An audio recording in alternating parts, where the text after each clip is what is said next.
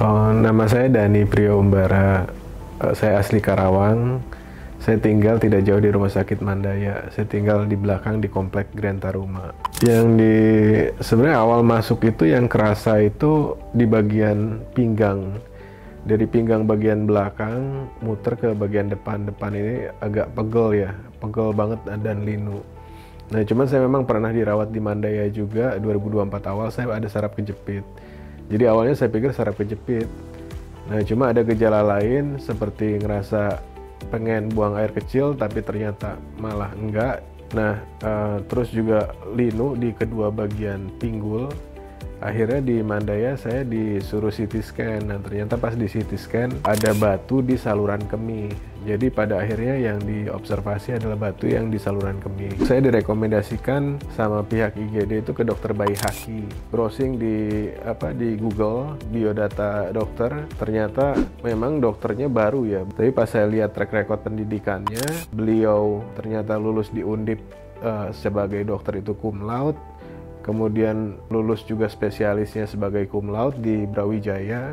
Nah, kemarin pun sebenarnya istri sempat nyaranin apa kita ke Pondok Indah juga. Cuman karena saya ngerasa, kita coba aja dulu yang di Karawang. Karena Mandaya pun saya browsing di ChatGPT, di Google, di segala macam. Ternyata Mandaya salah satu rumah sakit terbaik di Karawang.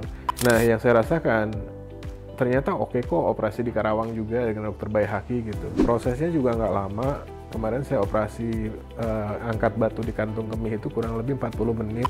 Dan dokter pun tadi menyampaikan bahwa apabila nanti pasca operasi, nanti di rumah itu kemungkinan ada gejala agak meriang, terus agak demam, itu dikarenakan adanya kemungkinan kan bakteri yang masuk pada saat dipasang kateter. Tapi itu satu hal yang wajar pasca operasi angkat batu di kantung kemih ini. Dari tindakannya dia juga ngejelasin yang dilakuin apa, dilihatin juga videonya, pasca operasinya juga dijelasin. Jadi menurut saya sih harusnya oke juga lah di Karawang operasi, apalagi di Mandaya ya. Anyang-anyangannya sudah enggak ya, anyang-anyangannya sudah enggak. Terus biasanya kalau duduk itu agak ketekan di sini agak linu, itu juga sudah enggak ya.